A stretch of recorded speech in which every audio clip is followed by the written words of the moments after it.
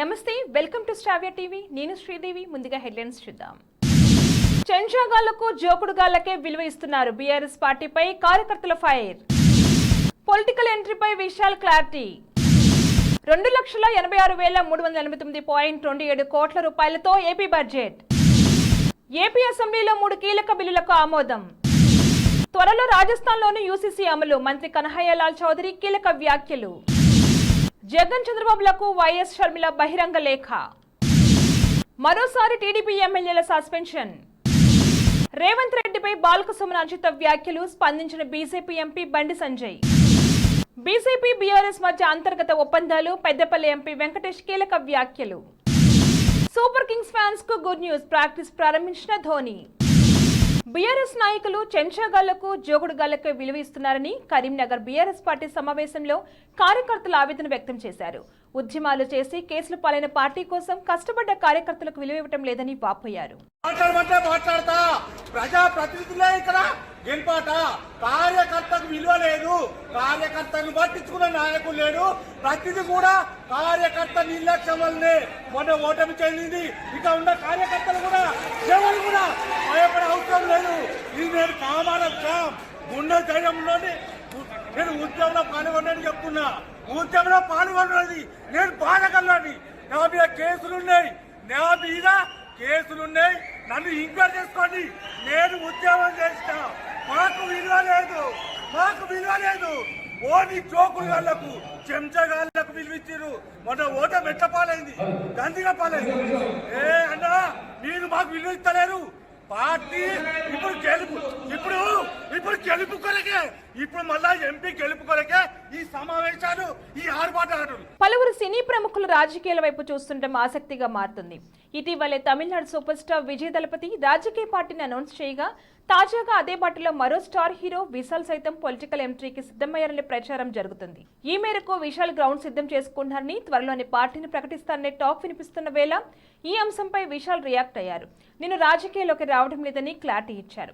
బుధవారం ఎక్స్ వేదికగా ఓ లేఖను విడుదల చేసిన విశాల్, దేవి ఫౌండేషన్స్ ద్వారా ఎందరినో ఆదుకుంటున్నామని, విద్యార్థులు చదివించడంతో పాటు రైతులకు సాయం చేస్తున్నామని తెలిపారు. ఇప్పుడైతే రాజకీయాలకు వచ్చే అవకాశం లేదని, కాలం నిర్ణయిస్తే ప్రజల కోసం పోరాడుతానన్నారు. ఏపీ అసెంబ్లీలో ఓట్ ఆన్ అకౌంట్ బడ్జెట్ ను ఆర్థిక మంత్రి బుగ్గన రాజేంద్రనాథ్ రెడ్డి ప్రవేశపెట్టారు. 2,86,389.27 కోట్ల రూపాయలతో ఏపీ బడ్జెట్ ను రూపొందించినట్లుగా ఆయన పేర్కొన్నారు. ఆదాయ వ్యయం 2,30,110.41 కోట్ల రూపాయలు, మూలధన వ్యయం 30,530.18 కోట్ల రూపాయలు, రెవెన్యూ లోటు 24,758.22 కోట్లు, ద్రవ్యలోటు 55,817.50 కోట్ల రూపాయలు, జీఎస్టీపీలో ద్రవ్యలోటు 3.51%, రెవెన్యూ లోటు 1.56%గా ఉన్నట్లుగా బుగ్గన తెలిపారు. ఏ వర్గాన్ని మర్చిపోకుండా వైఎస్ రాజశేఖర రెడ్డి స్ఫూర్తితో బడ్జెట్ను రూపొందించినట్లుగా బుగ్గన వెల్లడించారు. ఈ బడ్జెట్లో వ్యవసాయానికి అధిక ప్రాధాన్యత ఇచ్చామని బుగ్గన స్పష్టం చేశారు. మేనిఫెస్టోను సీఎం జగన్ పవిత్ర గ్రంథంలా భావించారని తెలిపారు. రాజకీయాలకు అతీతంగా పథకాలను అమలు చేశామని చెప్పారు. ఏపీలో 3వ రోజు అసెంబ్లీ సమావేశాలు కొనసాగుతున్నాయి. ఈ సందర్భంగా ఓట్ ఆన్ బడ్జెట్ ను ఆర్థిక మంత్రి బుగ్గన బుధవారం ప్రవేశపెట్టారు. కాగా 3 కీలక బిల్లులకు కేబినెట్ ఆమోదం తెలిపింది. ఆర్జీయూకేటీ విశ్వవిద్యాలయం సవరణ బిల్లు 2024, ఏపీ అసైన్లాండ్ 2024, ఉద్యోగుల నియామకాలు, క్రమబద్ధీకరణ, రేషనైజేషన్ సంబంధిత సవరణ బిల్లు 2024 బిల్లులను ప్రవేశపెట్టగా కేబినెట్ ఆమోదం తెలిపింది. యూనిఫామ్ సివిల్ కోడ్ బిల్లును ఉత్తరాఖండ్ ప్రభుత్వం మంగళవారం ఆ రాష్ట్ర అసెంబ్లీలో ప్రవేశపెట్టిన విషయం తెలిసిందే. ఈ నేపథ్యంలోనే రాజస్థాన్ మంత్రి కన్హయ్యలాల్ చౌదరి కీలక వ్యాఖ్యలు చేశారు. రాజస్థాన్లోని యూసీసీని త్వరలోనే అమలు చేస్తామని తెలిపారు. తదుపరి శాసనసభ సమావేశాల్లో బిల్లును ప్రవేశపెట్టాలని భావిస్తున్నట్లుగా వ్యాఖ్యానించారు. మతంతో సంబంధం లేకుండా పౌరులందరూ ఒకే రకమైన చట్టాలను కలిగి ఉండాలనే ఉద్దేశంతో బిల్లును ప్రవేశపెట్టిన ఉత్తరాఖండ్ సీఎం ధామిపై ప్రశంసలు కురిపించారు. బులెటిన్లో షార్ట్ బ్రేక్ తీసుకుందాం.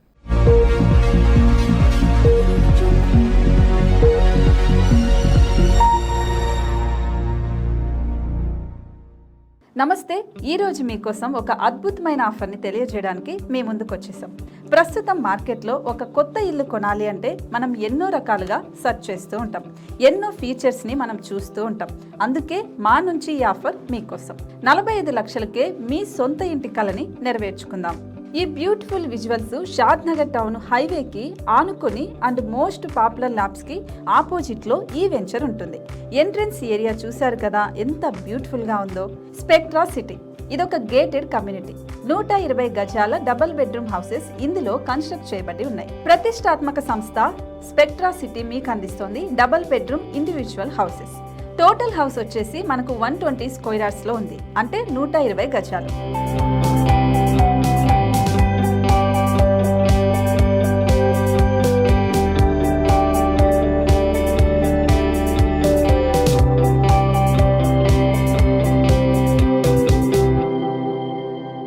దేనికి ఆలస్యం, మన ఇంటిని చూసేద్దాం రండి.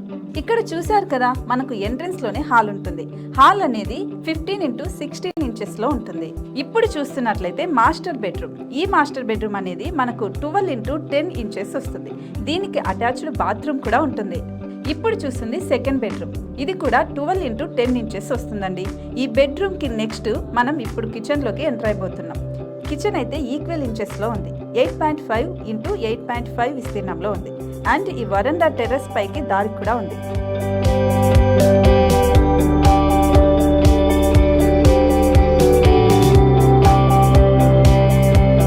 టెర్రస్ పై నుంచి వ్యూ చూశారు కదండి, ఎంత బ్యూటిఫుల్ గా ఉందో. ఇలాంటి ప్రశాంతమైన వాతావరణం అనేది మనకు సిటీ నుంచి 38 కిలోమీటర్ల దూరంలోనే ఉంటుంది.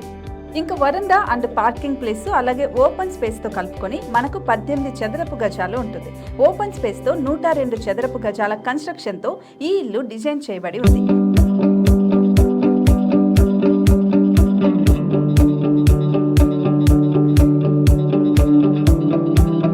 మొత్తం gated community and present 70 houses మనకు కన్స్ట్రక్ట్ చేసి ఇస్తున్నారు. అందులో 45 హౌసెస్ మాత్రం సేల్ అయిపోయాయి.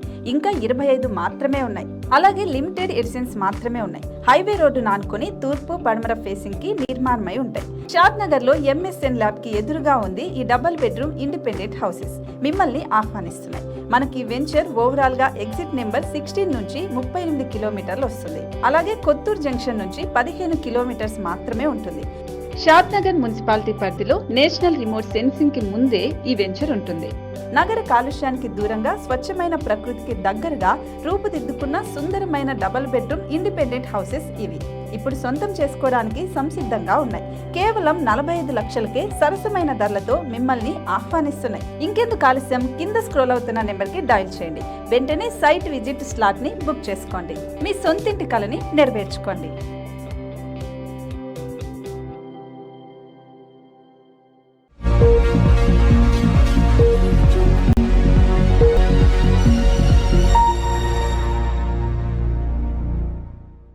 Back to news. ఏపీ విభజన హామీల అమలు 5.5 కోట్ల ఆంధ్రుల హక్కు అని ఏపీసీసీ అధ్యక్షురాలు వైఎస్ షర్మిల అన్నారు. కేంద్రంలోని బీజేపీ ప్రభుత్వం 10 ఏళ్లుగా వీటిని అమలు చేయకుండా నిర్లక్ష్యం వహిస్తుందని ఆమె విమర్శించారు.